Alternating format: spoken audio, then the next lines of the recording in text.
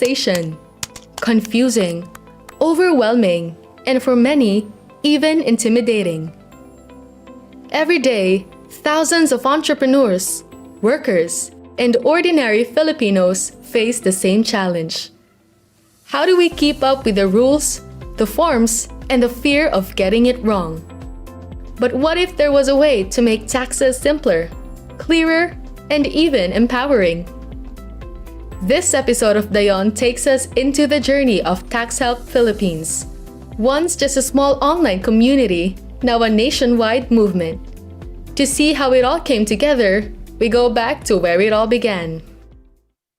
My name is Rizal D. Minor. I'm a graduate of accountancy. I'm a CPA by profession and also graduate of Master in Computational Finance at De La Salle University. And I founded the group Tax Help in the Philippines in 2012. So Tax Help started when one of my clients asked me a question on taxation, and I was able to answer it naman, but the problem is, ang request niya 24/7 daw dapat ako available.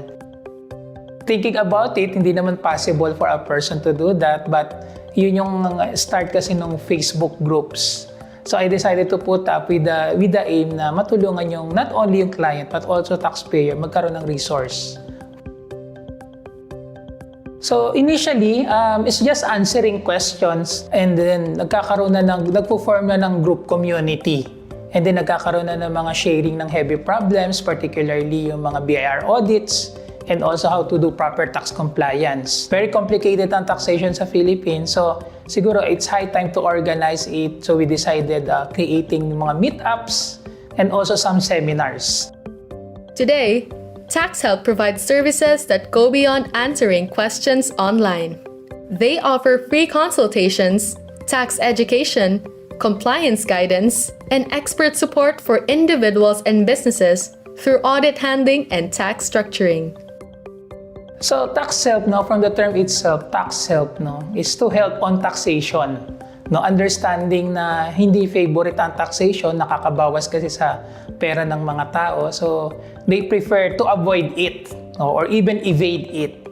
And because they are not fan of knowing taxation, nagkakaroon sila ng more complicated problems. So we're hearing mga bad news na yung mga properties nila nasa-sequester, nag-garnish yung bank account, they cannot withdraw, or even nagiging source of unwanted stress sa kanila.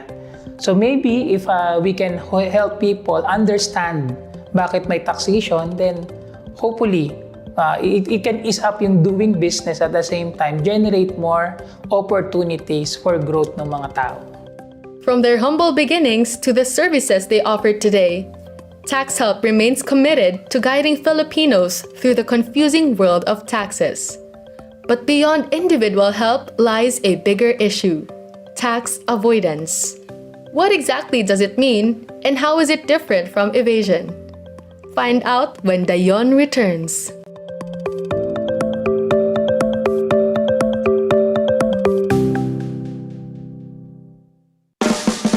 Ready to explore Siargao?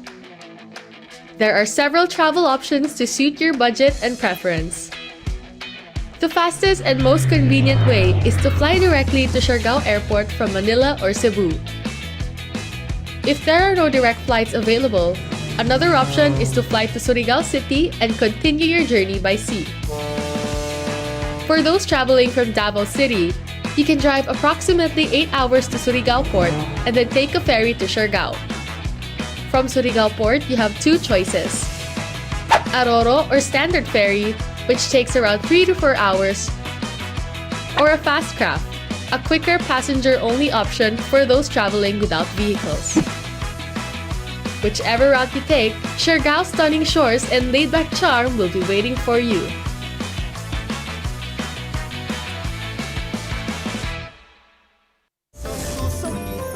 Masasaya, nakakakilig, at puno ng pag-ibig. Yan ang hatid ng Bet25 Primetime Teleserye gabi-gabi. Kaya sama-sama nating subaybayan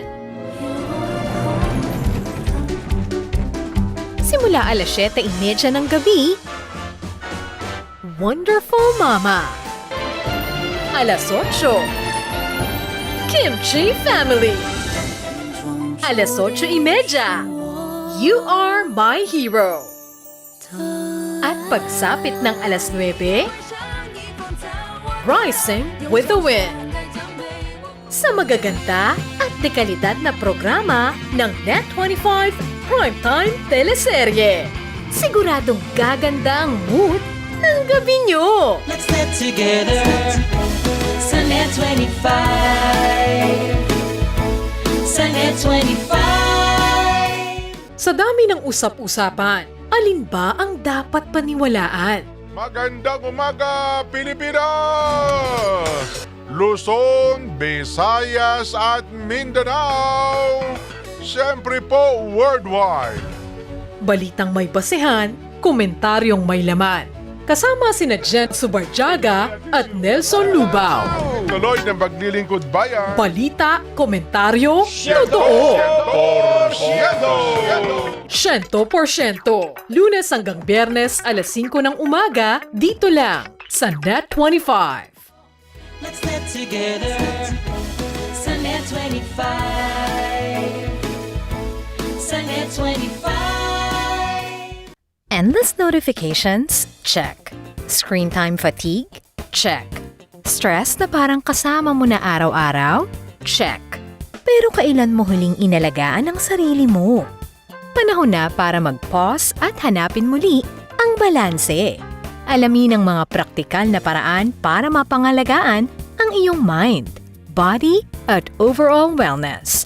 Abangan ang Reset and Recharge, Mind, Body, and Wellness in the Digital Age. Dito lang sa TV radio program ng Net25 at Radyo Agila. Ito ang tahanan tuwing Sabado at Linggo, 8:00 ng umaga.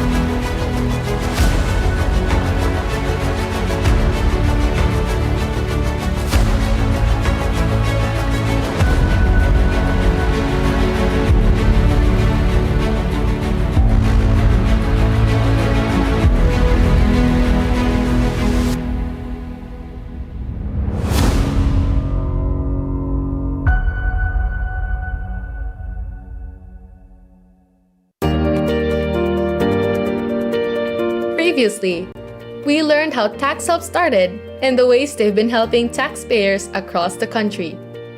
Now let's dive deeper into one of the most talked about issues in taxation, tax avoidance.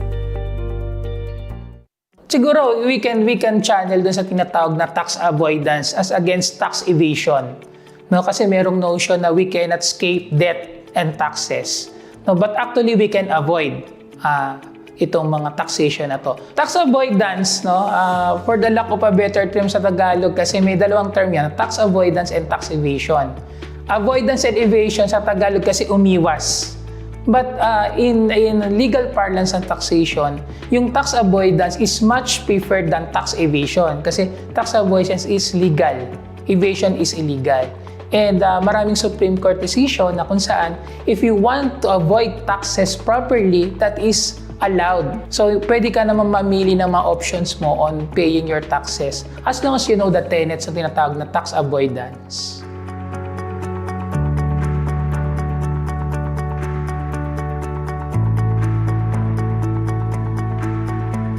Sa tax avoidance, of course, pinaka-best na tax avoidance is proper tax compliance. If we don't have a good grasp ng tinatawag na tax avoidance, we might be paying too much taxes. For example, an individual can reach yung payment niya more than 30%. No? Kung wala siyang knowledge na pwede pala siya mag-set up ng one-person corporation. Sa one-person corporation, ang income tax rate is 20%. So, syempre, ang laging niisip ng isang tao, paano yung pinakasimple when in fact, kung maintindihan nila na the more simpler ang understanding ng taxation, mas mahal, baka meron mga options to lessen it. No? And again, one-person corporation is 20%, but if you will be able to register yung tinatawag na BMBE, it becomes 0%. So imagine, no, yung hard-earned money mo goes to taxation when in fact, pwede palang i-avoid.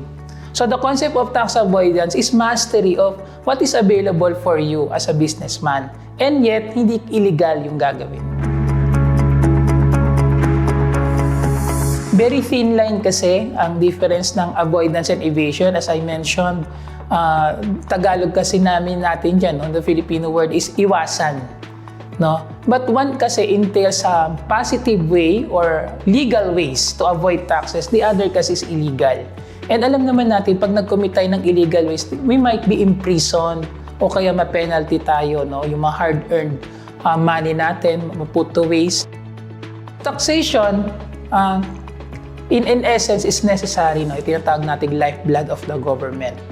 No? If we don't pay our taxes rightfully, then wala po tayong pangpondo doon sa mga public school, sa armed forces, no, at saka sa mga basic services. So we need to pay taxes. But we are allowed to find ways to reduce our taxes. No? Taxes are to service ourselves naman. So as long as you can manage it in such a way you will be benefited with it, then by all means reduce it. No? And ang pinakamagandang reduction of taxes is proper tax compliance. No?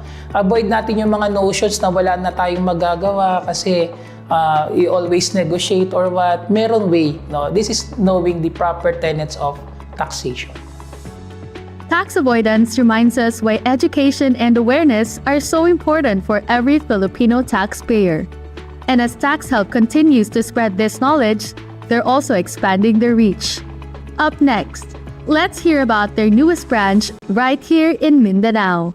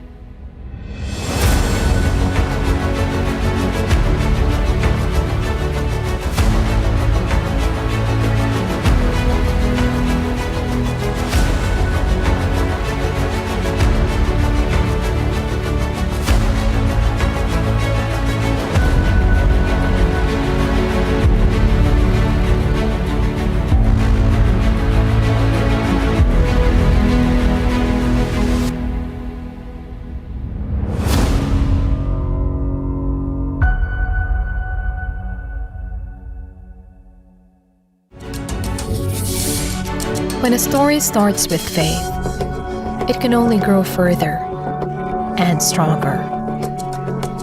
As time passes by, we learn about your story. In an institution of exceptional healthcare, with genuine Christian compassion, we care about you. With a safe, secured, and sanitized environment, accompanied by a team of trusted healthcare professionals, we're built this way to serve you better. By providing affordable health services to general population, we want what's best for you. Because at New Era General Hospital, everyone matters.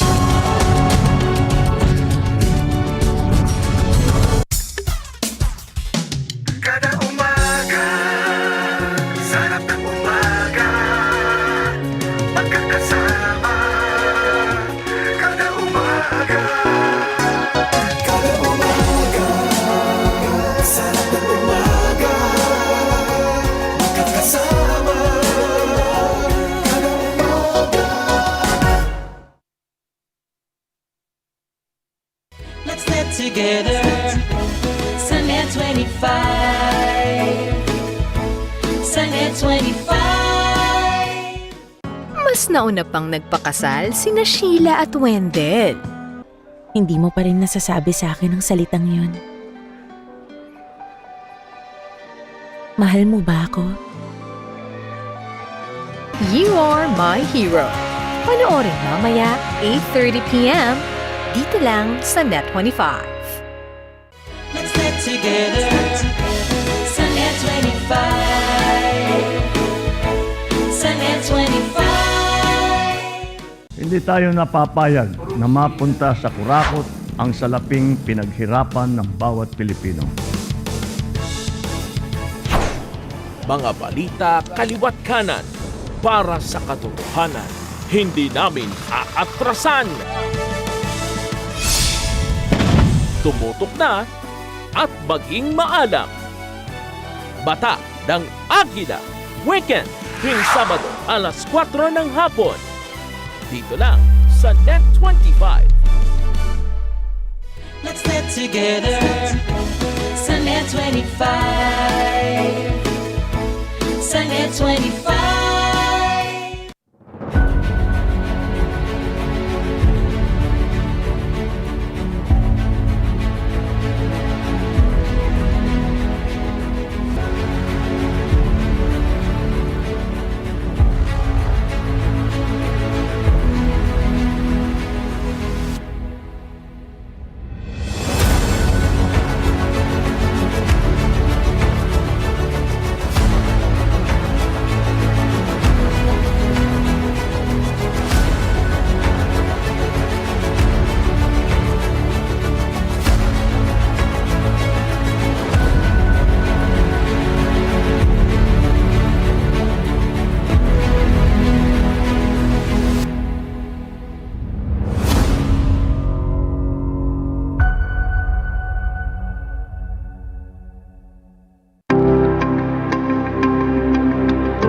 Earlier, we explored what tax avoidance really means and why it matters.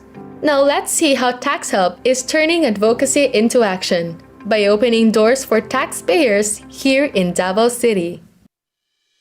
Understanding taxes also means making them more localized. Today, Tax Help has 11 offices across Luzon, and here in Mindanao, they are already present in Cagayan de Oro and Davao City, with more branches opening soon. Ako si Reggie Byron from Metanoia Consultancy Inc., a member firm of Tax Help in the Philippines. So ako ang president sa among hub, and we're based sa Cagayan de Oro City. Importante para dali ra ang ma-access no, sa mga taxpayers kung may mga pangutana about sa taxes, kay gahatag ni og free consultation para ma-orient nato unsa ang dapat i-comply, unsay bantayan sa mga taxpayers para ang tumong ani is dili sila mahadlok sa taxes and of course sa BIR no. Kana gyud ang importante nga natay office. So number one is anytime kung naay taxpayer gikan sa BIR, makita niya nga narang solusyon diri sa fraud, no, accessible, na free consultation and matabangan sila, no. Of course ang language barrier, no, importante nga natay local office and mga members ni Tax Help nga locally pod para dali ra magkasinabot, no. Lisod kaayo if gikan pa sa Manila ang distance, no, nga maura ilahang tuyoon diri to discuss ang taxes. Members in Mindanao, no, we're evolving, kadaghan na ta karon, kay daghan ang mga taxpayers nga kinahanglan tabangan. So importante ang local offices nga dali ra. So sa kalisod sa atong taxes or non-compliance, I think kinahanglan og trainings, orientation or education seminar para makaibalo ang mga taxpayers kung sa ilahang right, kung sa ilahang dapat i-comply o unsay mga proseso para dili mahadlok kung moabot ang audit ni BIR. So I'm privileged no nga part ko aning Tax Help especially pioneer diri sa Mindanao. Kay nakita namo nga daghan gyud tabangan, no? Tabangan ng mga taxpayers nga mawalang ilang kahadlok o kakulba, no? About sa atong taxes. Nga naay solusyon di ay, no? So among hatag ani is a change of mind, no? Mindset nato nga mga taxpayers nga mahadlok sa taxes, mahadlok sa BIR. So naami diri sa tax help nga motabang maghatag og education campaign, seminars para tanan ta maka-comply. From a single idea shared online to a movement that now reaches thousands, Tax Help Philippines proves that even the most intimidating challenges can be faced together. Here in Mindanao and across the country, they remind us that taxes don't have to be a burden, but an opportunity to build trust, empowerment, in a better future for every Filipino.